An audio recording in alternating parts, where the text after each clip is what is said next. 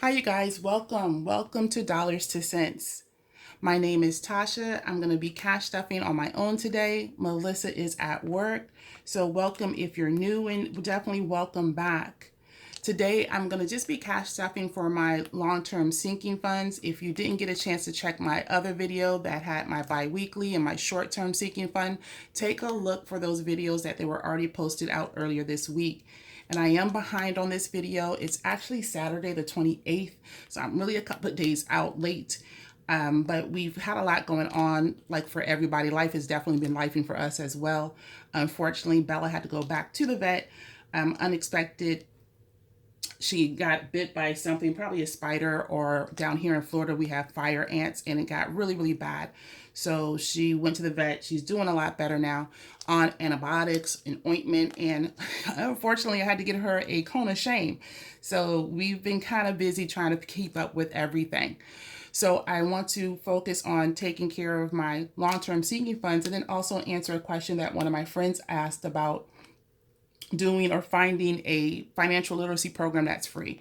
So if you like what you're here and you want to see more videos like this, make sure you hit the like button, subscribe, and notifications so you can see our next video coming up. So let's go ahead and get started. So for my long-term sinking funds, I'm only going to stuff a few envelopes. One will be for vacation. We are headed out to Texas for Christmas holiday, and we want to go ahead and get as much, if not as much funded, if at all, everything funded, pretty much. So one of my other coworkers asked me if I had decided on how much money for each envelope, and I'm still on the fence with a few. But for vacation, we're probably going to tap out at anywhere between $850 to $900 for the vacation for Houston. And if there's any money left over, which I would love for that to happen, then I just hold it for the next time we go on vacation. So for this one, I'm going to go ahead and stuff $40 in addition to what I already have.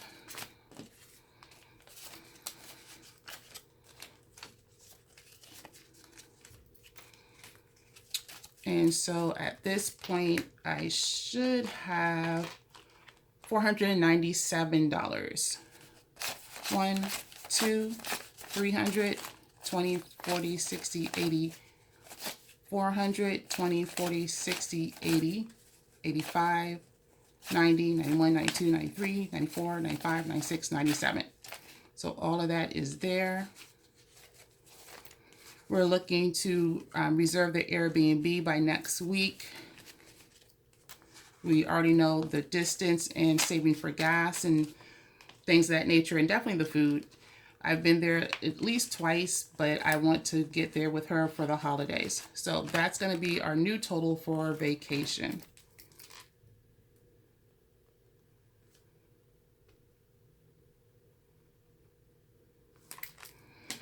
Up next, I will be stuffing for my 50th birthday. That's going to be in January. I have a little bit more time to really plan this out and save for this as well. But I'm thinking about maxing out maybe about $500. I'm not sure. But that's going to be the goal for today. Right now I have $240, and to that I'm going to add another $40.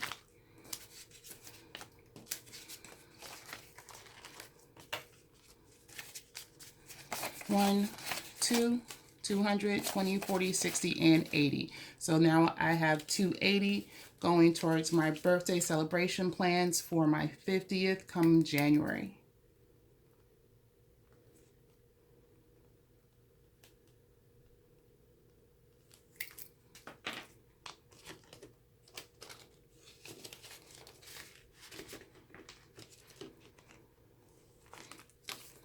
For the other areas for my graduation things, I'm finishing up my last course this term. I have not really given a whole detail of how much it might run for us to go down to Miami to attend the graduation, transportation, food, all that good stuff, as well as a graduation party. But that's all going to be in May, so I have some time to kind of get that number together. The other folder envelope that I haven't really gotten a solid number, we have a big move towards the end of next year. So that's going to be something I'm going to be a little bit more in detail starting in January of what I'm going to be saving for the moving vehicle, definitely for a lot of things that I don't have planned out yet. So this will be addressed a little bit later. So since Bella had to go to the vet twice, we were completely tapped out. But I do have additional money saved in one of my bank accounts. So that second visit, which was the other day, which was over $200, that was paid out of my bank account because at this time I had already used out all of Bella's money to take care of her, not her shots, but her flea and tick medicine, and they had to also do a test for her before they would give her her flea and tick. So that was already used, which was $120 back then. And then again, when she had to go to the vet for an emergency, that was $200. So this is, to me, it's going to be really important to make sure I get this stuffed as quickly or restuffed as quickly as possible. Right now, I'm putting $25 and I'm hoping that everything will be okay for her. She is a lot better. She's eating, drinking, and willing to walk, because she didn't even want to go out for any walks the other day. But she is doing a whole lot better now. So I'm going to put that into her folder. It'd be a little bit more aggressive for the next time I stuff for this folder. Can't even get this thing open, to make sure I get this replenished as quickly as possible.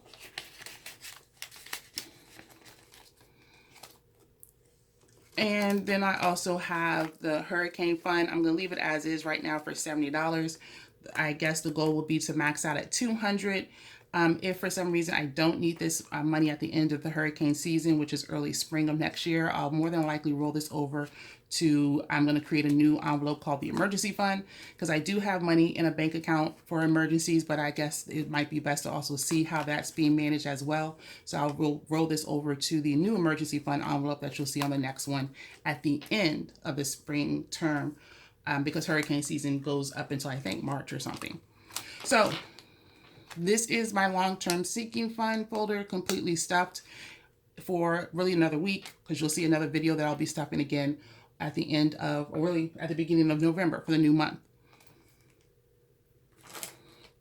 So one of my friends had asked me if I knew of any free financial literacy programs out there that parents can use when they're talking, with their own kids. Even if the school might provide one, that's great, but sometimes you might want to find something at home that you can use with your next generation. So these are two, one that I know of that I used in the past, and the other one that I think is a good example of one to use. So the first one is going to be the Money Smart program from FDIC. Now, just be mindful, I'll have the link for both of these in the description, so please take a look at the description, take a look at the link, and both of these are actually just free resources.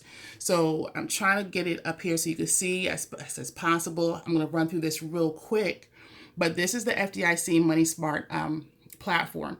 They have a lot of good resources on here, where they even have like the feature resources on how to get started. They also have a guide on how to actually do a reality fair. And I like this. I've seen this done before, where they'll set up various tables where students would come and have to pay their bills, had to pay their rent, had to pay childcare, things of that nature. And then they have this one floater person walking around that we call them, stuff happens. And they had to end up giving you an envelope that says you were in a car accident. You're definitely safe, but you have now a cost and you have to pay that out of pocket.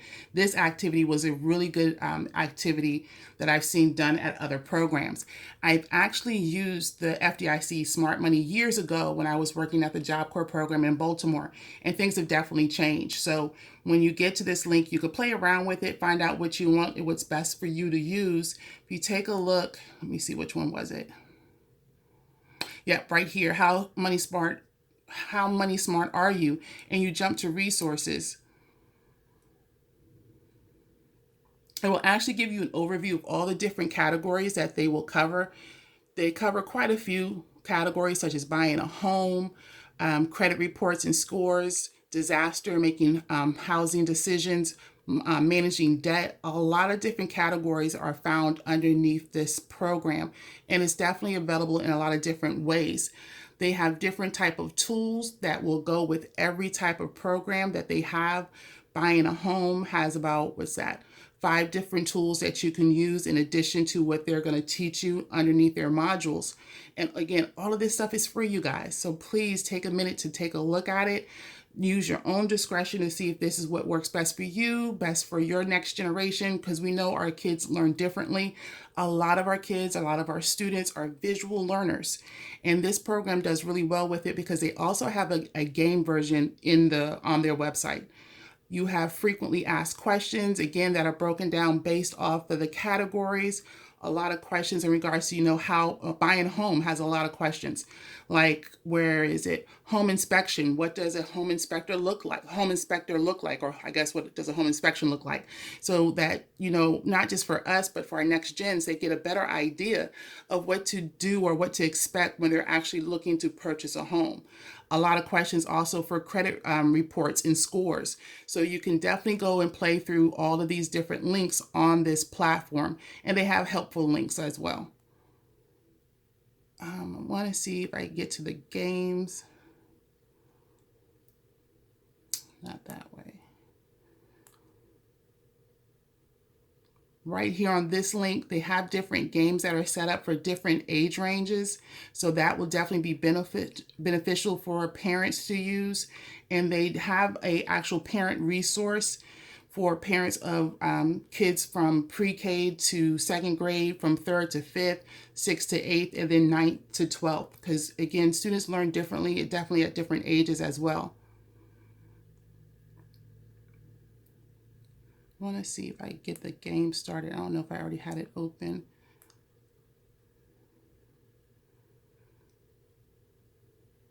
The games are kind of interactive, so this definitely might work well with a younger generation.